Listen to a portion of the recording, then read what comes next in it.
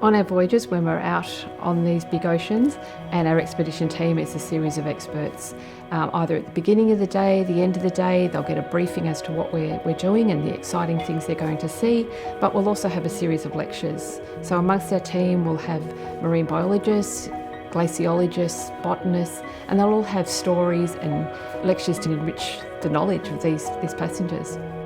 They're the best in the world. We have a citizen science program. We've got a dedicated citizen science lab on the Sylvia Rel. We've got microscopes there, and look at what we're seeing. And this is a place where I say you learn something every single day.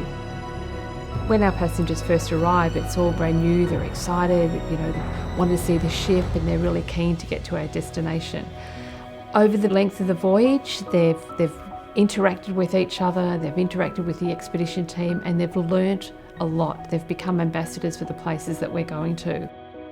They've got a real knowledge that they're taking home with them, and when they leave the ship, they're always pretty keen to come back.